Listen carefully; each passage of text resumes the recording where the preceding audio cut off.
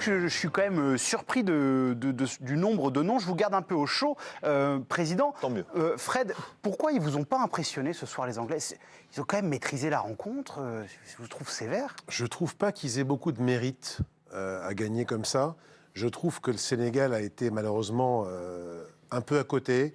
J'ai l'impression que leur match s'est arrêté à l'ouverture du score anglaise et que derrière, par naïveté ou par précipitation, ils ont vraiment facilité la tâche des Anglais. Et j'ai trouvé, comme souvent, que quand il n'y a pas beaucoup d'opposition en face, les Anglais sont très bons. Moi, je les attends quand il y a beaucoup d'opposition, quand ça se tend, quand ils ouvrent le score très vite et que derrière, ils n'arrivent pas à mettre le deuxième, ou quand au contraire, ils sont menés, ils n'ont pas été menés dans cette Coupe du Monde. Je trouve qu'on n'est pas tellement plus avancé aujourd'hui par rapport à ce qu'a vraiment cette équipe dans le ventre. Mais Pierre, du coup, est-ce que c'est le sentiment de déception par rapport aux attentes qu'on avait de cette équipe du Sénégal qui vous a plus marqué ce soir que finalement l'impression des Anglais? J'ai eu l'impression que le Sénégal était encore plus en danger quand ils avaient le ballon, en fait. Et que l'Angleterre attendait qu'une seule chose, c'est récupérer et aller piquer fort. Et c'est ce qu'ils ont fait 3 fois quasiment. Je suis plus déçu du Sénégal que surpris de ce qu'a fait l'Angleterre, en fait. Et j'ai plus l'impression que l'Angleterre a su concrétiser ce que le Sénégal leur a donné. Et ça a été net et sans bavure. Là-dessus, il n'y a pas de problème. Mais c'est vrai que pour moi, le milieu anglais a fait quand même beaucoup de dégâts ce soir. Declan Rice, Jude Bellingham et Jordan Henderson. Les trois, ils ont été très Ils ont récupéré des ballons infernales, en plein milieu, en plein cœur du jeu. Et quand ça va devant, après ça va vite, ça va à 2000, c'est ultra compliqué. Ils sont impressionnants finalement. Eric. Non, mais là-dessus, après ils sont pas été, je veux dire, moi impressionné, c'est par rapport à la gestion du match, le jeu, beaucoup de rythme et tout ça. Là pour le coup, on sent que c'est travaillé tactiquement, mais pour le coup, j'ai pas été subjugué par le jeu anglais ce soir, quoi. Eric Bilderman. Je crois qu'il faut pas oublier ce qui s'est quand même passé sur la première demi-heure. On a quand même vu une équipe d'Angleterre qui a été bousculée par l'enthousiasme et le rythme et également l'engagement physique que mettaient les Sénégalais. Et il y a eu quelques errances défensives, en particulier de Maguire, sur des relances, sur des interventions. Que vous l'aimez pas beaucoup, Harry Maguire. Vous savez, je suis un peu trop Manchester United et depuis une dizaine d'années, je me pends à peu près tous les week-ends. Et pourtant, vous êtes encore là, vous vous pendez, vous êtes là. Oui, mais bon, j'enlève jamais le tabouret. Pour notre plus grand plaisir, mon cher Eric Bilderman. Mais voilà, je voudrais que... Parce qu'effectivement, comme le disait Fred, le Sénégal a offert ensuite le match à 1-0, d'accord. Mais le deuxième but, il les tue, ils se suicident, les Sénégalais. La deuxième mi-temps, honnêtement, on était sur nos portables, on regardait moyennement, parce qu'il ne se passait plus rien. Vu vos métaphores, Eric, je vais quand même vous raccompagner chez vous ce soir, parce qu'entre le tabouret, suicide, corde, on va vous raccompagner quand même. C'est gentil. Juste, Eric, vous disiez, bon, pas impressionné, mais bon quand même. Donc, ils vous ont plu, ces Anglais? Moi, la première mi-temps, j'avais tout le monde contre moi. Vous disiez que c'était pas mérité, ceci, cela. Moi, j'ai trouvé une équipe anglaise qui a quand même un potentiel offensif, que quand on le fait tourner, tu démarres avec Foden, qui est d'habitude à City, joue à droite, là, il jouait à gauche. Alors, si on se rappelle le premier match de l'équipe d'Angleterre, ils ont joué en 4-2-3-1. Il y avait Rice et Bellingham, il avait mis Mount, il avait mis Saka et Sterling et Kane. Ça n'a pas trop marché. Il a changé, il est repassé en 4-3-3, Anderson, et là, il s'amuse à changer. Un coup Foden, qui avait été bon, Rashford, là, il est sur le banc. Donc, ils ont un potentiel quand même offensif important. Au milieu de terrain, ils sont bons, ils rejouent globalement 4-3-3. OK, ils ont une défense un peu fébrile dans les 20 premières minutes. Pourquoi? Vous l'avez dit, ils ont pressé énormément très haut. Et aujourd'hui, moi, ce que je constate dans les quarts de finale, c'est que les 20 premières minutes, personne joue pour marquer, mais tout le monde joue pour pas en prendre. C'est vrai. Donc, tu as les pieds qui tremblent. Les mecs ont le hockey quand ils ont le ballon et pourtant c'est des bons techniciens et t'as peur. Et puis à un moment donné, bien sûr, c'est la classe des grands joueurs. OK, sur un ballon perdu des Sénégalais ou pas, t'as le droit de jouer au football correctement. Nous, l'équipe de France, on fait ça en contre-attaque, on marque avec Mbappé. Tous les mecs, ils disent, putain, c'est super bien joué. On les a pris bas, le bloc-balle, ceci. Eux, ils font, ouais, non. Donc, mais Eric, s'ils prennent le premier but, sur l'arrêt de Pickford, moi, j'aurais bien voulu voir la rencontre, comment elle serait déroulée. Pierre, parce que l'enthousiasme, il reste. Non, mais Pierre, je reviens vers toi. Le mec qui prend le premier but, il fait de l'huile. L'Argentine menait 2-0 à 2-1. Les 20 dernières minutes, il panique. N'importe qui panique. Nous, il y aurait eu 2-1. Au lieu de 3-1, tu sais, on aurait... Sans l'arrêt de Lloris. Il y avait une minute d'arrêt de jeu, on aurait paniqué pendant 2 minutes. Okay. Bon, tout ça pour dire que le premier qui prend un but, il a peur. C'est les éliminations. Moi, pour terminer, cette équipe, elle a mis Walker à droite, qui n'était pas titulaire au début. Lui, avec ses cannes, il peut contrecarrer Mbappé. On l'avait vu en parce Ligue des Champions. Il est PSG quand même à City, il a l'habitude quand même. Ils vont sûrement mettre un plan sur Mbappé obligatoirement. Walker, en tout cas, est l'homme potentiellement de la situation. Et même si ils ont des errements et même si ils ont une belle équipe, l'Angleterre a un gros potentiel. Il faut être sérieux. On rappelle aussi, Camille l'a dit tout à l'heure, on rappelle que Raheem Sterling était absent pour raison familiale. Et c'est vrai que le banc de cette équipe d'Angleterre, il est stratosphérique. On en parlera dans le prochain thème, quand on dira si les Bleus ou non sont favoris de ce banc. On revient sur ce match. Vous, président Alonso, vous avez aimé quand même. Un aspect du jeu surtout, ouais. Lequel? Dans le sport de haut niveau, Eric l'a un peu abordé. Il faut prendre les cadeaux, quoi. Ouais. Il faut prendre les cadeaux. Il faut être tueur. Et c'est pas tout le monde qui le fait. Et cette équipe d'Angleterre, elle prend les cadeaux. En gros, elle profite comme personne ou comme peu d'équipes des temps faibles de l'adversaire, je trouve. C'est-à-dire que tu as l'impression, comme ça, qu'ils sont inspirés dans un truc, machin. Et à l'instant où tu baisses ta garde, bam. Et ça, c'est pas donné à tout le monde. C'est quelque chose qui m'inquiète parce que la France, on en reparlera tout à l'heure, elle a des hauts et des bas. D'ailleurs, même Hugo Lloris l'a dit, on a beaucoup de hauts et beaucoup de bas aussi. Oui. Et dans nos temps faibles, c'est une des choses qui me fera peur. Parce que l'Angleterre, dans ces moments-là, elle est redoutable. D'accord. Vous en avez parlé, Pierre, c'est le milieu de terrain de cette équipe d'Angleterre. Je vous invite d'ailleurs à choisir des joueurs à noter sur le compte Twitter de l'équipe du soir. Il y a un garçon dont on parle très peu, c'est Declan Rice, qui stabilise beaucoup de choses. Vous qui étiez ancien milieu de terrain, c'est un joueur qui est exceptionnel. C'est pas un joueur élégant, c'est pas un joueur qui fait des folies, mais il est toujours bien placé dans les duels, il les gagne souvent. Et puis il a une faculté, il se projette quand même de temps en temps. Donc moi, je trouve que c'est un joueur qui est un peu sous-coté. Enfin, si je me permets le truc, mais... Attention avec ce terme-là, parce que Didier Deschamps nous avait dit que le Danemark était sous-coté, ils ont fini ouais, la mais poule bien sûr, avec évidemment. Non, mais honnêtement, c'est un joueur qui est, moi, que j'aime beaucoup, et il a pas fait des très grands clubs, pour le coup. Il est à West Ham, formé à West Ham, depuis toujours à West Ham. Et je sais pas, il dégage une certaine sérénité, il est toujours titulaire, il est assez incroyable. Mais je veux rajouter un truc, il y a quelque chose qui m'a un peu frappé par rapport au Sénégal. Le pressing du Sénégal était très bon au début, mais si ils avaient laissé la relance à Stones et à Maguire, enfin, ils auraient été tranquilles, hein. Les 3 millions, on ne les aurait pas vus. Et après, ils ont réussi à les trouver et repartir de derrière par rapport à ça. Mais honnêtement, moi, elle ne me fait pas très peur, cette charnière centrale, ni au niveau de la relance, ni au niveau de la défense. Hein. Alors, Eric, voilà, vous connaissez très très bien l'Angleterre. Il y a eu pas mal de critiques sur ce sélectionneur, Gareth Southgate, et on l'a dit, quand même, les Anglais restent sur une demi-finale en 2018, finale à l'Euro. Il y a des débats, parfois ça me fait penser à ce qu'on peut dire, nous, de Didier Deschamps, c'est très pragmatique, etc. Mais pour gagner au haut niveau, c'est ce qui compte, non ? Oui, c'est ce qui compte. Mais vous savez, la tradition dit que le poste de sélectionneur de l'équipe d'Angleterre, c'est le pire métier au monde, le pire job. Et c'est le job qu'il ne faut surtout pas prendre. Et Gareth Southgate, lui, arrive avec déjà sur le dos d'avoir été l'auteur du pénalty qui leur a fait perdre l'Euro 96 chez eux en finale contre l'Allemagne de mémoire. Et l'Euro, on a remis une couche. Voilà. Et il y a chez lui, il avait même fait une pub où il rentrait dans un magasin, c'était pour une marque de pizza, et il rentrait avec un sac en plastique, en carton, avec juste les trous, pour rentrer dans le magasin, manger des pizzas, tellement il était devenu la honte du pays. Et quand il est arrivé comme sélectionneur, il y avait un scepticisme absolu. Et le drame, entre guillemets, et en même temps ce qui le sauve, c'est qu'il n'est pas aimé, il n'est pas sexy, son équipe n'est pas spectaculaire, mais son équipe progresse et obtient non pas des titres, mais de la constance, de la consistance, et fait rêver les Anglais au niveau du résultat et pas au niveau de la performance. Et ces Anglais qui attendent depuis plus d'un demi-siècle de gagner un titre, quelque part, si on leur donne le titre sans la manière, ils vont s'en contenter. Aussi, la nouvelle du soir, c'est qu'il ne reste plus qu'une équipe africaine dans cette Coupe du Monde. C'est l'équipe du Maroc qui va affronter l'Espagne mardi soir. Fred, pour revenir sur ces Sénégalais, je sais que vous les avez beaucoup défendus à la mi-temps. Est-ce que vous êtes vraiment déçus par le match qu'ils ont fait ce soir ? Un petit peu quand même, parce qu'on a vraiment l'impression que l'opposition se dissout littéralement à partir, encore une fois, de cette énorme occasion et de cet arrêt formidable de Pickford. Derrière, il y a l'ouverture du score anglaise et on a l'impression qu'il n'y a plus personne, quoi. C'est-à-dire que la deuxième mi-temps, Eric l'a dit, on sent que c'est inexorable. Il y a 2-0, il n'y a pas 4-0. À 2-0, on peut avoir une réduction du score. On n'y croit jamais. On a l'impression que les Sénégalais sont résignés. Et c'est vrai que je suis très déçu par le deuxième but, parce qu'on peut intervenir, quoi.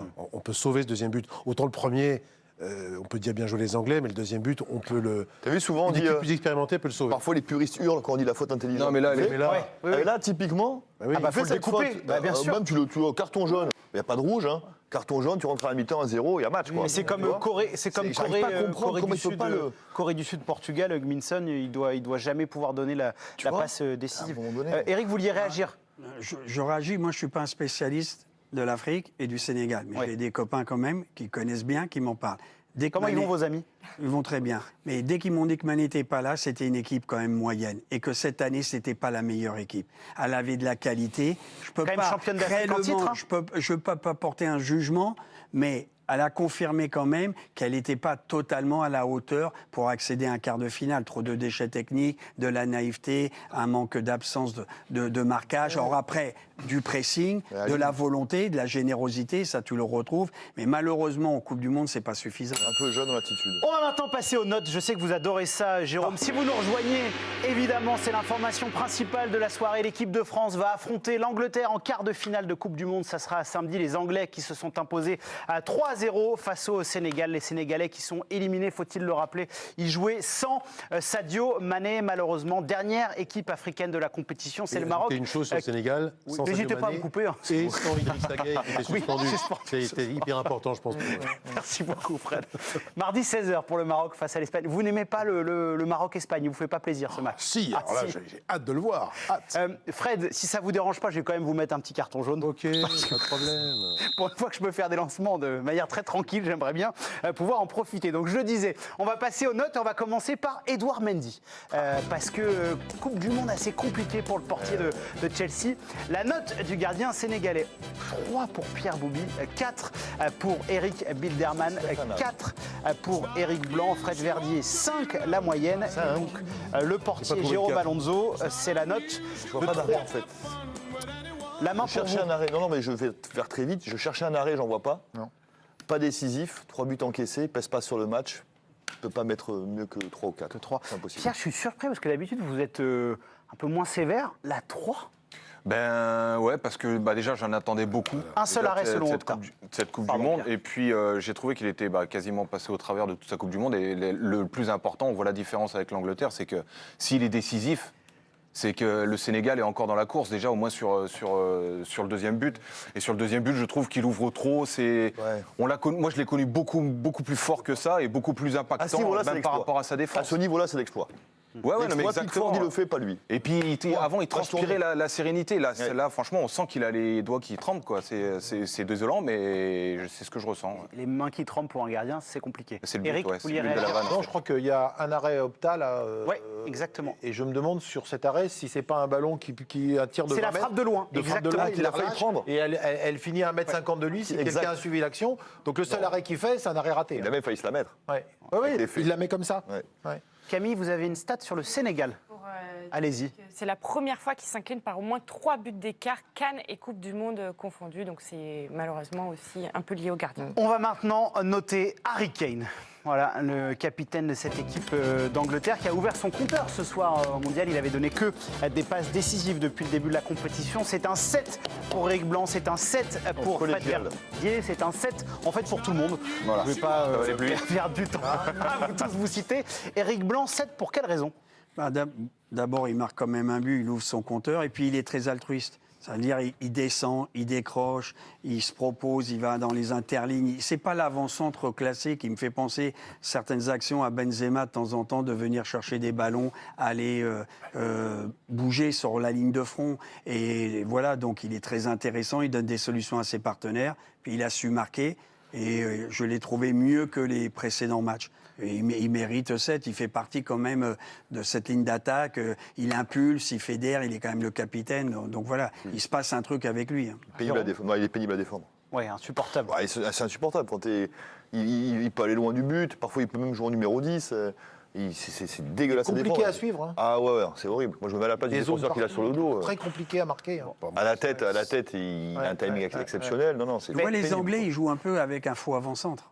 Ouais. Il y en a un, parce qu'on le voit, mais à Tottenham, souvent, ils sont en 4-4-2. Il est pas, mais lui, il bouge aussi. Mais c'est pas l'avancante comme Giroud, tu vois. Ah, c'est pas un joueur de surface, C'est il un peut type, bouger, voilà, ouais. il Il peut fait les deux, venir en de la fait. Il fait les deux. profondeur. Il est complet, et puis il fait donner les deux. des balles Il est capable d'être en magnifiques dans surface. les interlignes, entre les défenseurs, pour ses partenaires, en déviation, tout. Il a tout. C'est un super joueur. Et un peu comme Griezmann en équipe de France, je trouve que c'est aussi un leader d'effort, Pierre, parce qu'il Ah ouais, non, mais- il a une activité monstrueuse. Non, mais il défend. Je veux dire, quand il défend, il va vraiment au duel, il fait pas semblant, il vient pas juste se placer pour orienter des passes sur un côté ou quoi que ce soit.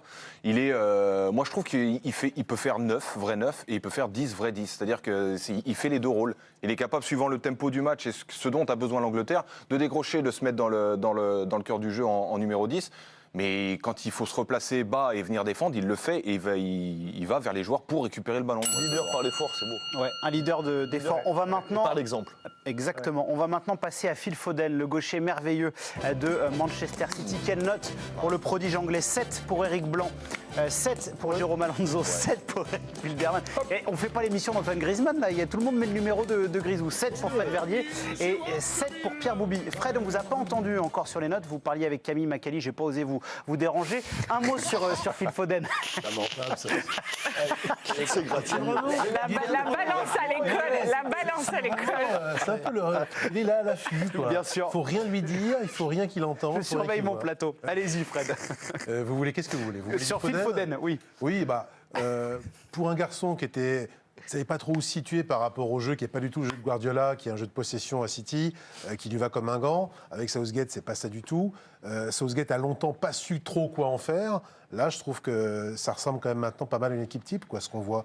Et on voit bien Foden sur son côté. Alors, ça peut être à droite, ça peut être à gauche. En l'occurrence, là, c'était plutôt à gauche. Et ça lui sied, ça lui va bien. Il a été percutant, il a été décisif, évidemment. Puis il a toujours ses jambes de feu et sa technique. Donc effectivement, comme disait Sébastien tout à l'heure à Doha, on est à la fois curieux et on a hâte de voir le duel Koundé-Foden. Comment Jules Koundé va répondre. Restez bien jusqu'à la fin de la soirée avec nous sur l'équipe du soir, parce qu'on en parlera de cette défense tricolore. On est ensemble jusqu'à minuit et demi. Un petit mot, je sais que vous avez le cœur rouge, Eric Bilderman, c'est un joueur de City, mais c'est vrai que c'est un joueur un peu frisson. Voilà, il a une forme d'élégance, dès qu'il touche le ballon, il se passe quelque chose, quoi. Ouais, non, mais c'est un joueur élégant, mais c'est surtout un joueur qui percute. Et en même temps, c'est un joueur qui est tellement typé, qu'on voit tellement dans un jeu très spécifique, où la prise de risque, le déséquilibre offensif est là, qu'on a longtemps douté. Et d'ailleurs, Gareth Southgate était le premier à douter d'en faire un titulaire indiscutable, parce que justement, dans l'exercice du jeu de l'équipe nationale, on est presque à contrario avec ce qui se fait à Manchester United, à Manchester City, pardon. C'est le cœur. J'ai du mal, je ne peux pas le citer. Et puis, quoi qu'il arrive avec cette équipe d'Angleterre, parce que là, on dit on a le 11 idéal ou quasiment type devant, mais Grealish, Rashford... On va en parler, Eric. On va en parler dans la notion de favori. Sur Foden, Non, mais l'autre sur Eric du Foden, plateau. sur le dernier match, il est titulaire à droite. Ils se refont parce qu'il y a eu le fiasco du premier match avec Saka et Sterling. Sterling qui joue à gauche. Mais là, Sterling, il a soi-disant des problèmes familiaux ou des soucis. Il va peut-être revenir. Alors, est-ce qu'il Alors, va... c'est pas soi-disant, il était pas là pour des raisons familiales. Bon, Oui. donc, est-ce qu'il va revenir? Est-ce il est en état de jouer? J'en sais rien. Donc, on peut penser que Foden va continuer de jouer. Et puis, il y a une chose, c'est que les grands joueurs en Angleterre et les consultants, ils assassinaient Southgate pour dire, après le premier match où ça a été un fiasco un peu dans la circulation de balles, et ils ont dit, mais attends, on a Foden, on a même Walker, on a Rashford, et Rashford a répondu. Et tu vois, Rashford qui marque quand même 2 buts au dernier match, il n'est pas titulaire.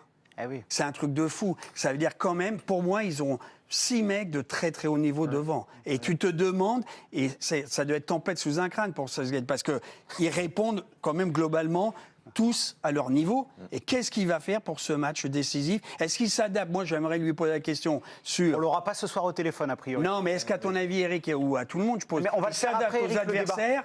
Comment il joue Eric. pour faire jouer Pierre-Paul Jacques, tu vois? Moi, je vais pas Foden, jouer, moi. très bon à droite, il met C'est à un double gauche, tranchant, etc. justement, je trouve. Eric, on va en parler dans quelques Le seul instants. qui touche pas, c'est Kane. Oui, bah, Toujours il ne titulaire. touchera pas. On va maintenant noter un autre garçon qui est jeune, qui est bon, c'est Jude Bellingham, le joueur du Borussia Dortmund. 7 encore. Une Griezmann. 7. Et c'est une émission en fait spéciale Griezmann. 8 pour Fred Verdier et 7 pour Pierre Boubi. Pierre, vous étiez milieu de terrain. Je suppose que ce joueur, vous devez l'aimer. Je pensais que vous alliez me dire, je suppose que vous étiez milieu de terrain. Non, mais non, quand même. Non, mais j'ai jamais vu un de vos matchs, mais on m'a dit que vous étiez un bon joueur. Non, mais ouais, Bellingham, il a pas 20 piges et il a déjà la taille patron au milieu. Enfin, je veux dire, moi, la deuxième action, elle me flingue parce que je me dis, il a le gaz de partir d'ici. Il est dans une contre-attaque, il récupère le ballon, mais il dégage une puissance sur ces 40 mètres-là, mais qui est fabuleux. Et après, il délivre une passe à Foden qui est parfaite, dans le bon tempo. Et je trouve vraiment qu'il a une influence et il assume ses responsabilités à moins de 20 ans. Insensible à la pression. Ouais, non, mais ça glisse complètement sur lui. Il le fait en club aussi. Enfin, moi, il me fascine, ce joueur. Donc. Jérôme, Jude Bellingham. Ça peut être le facteur X, oui.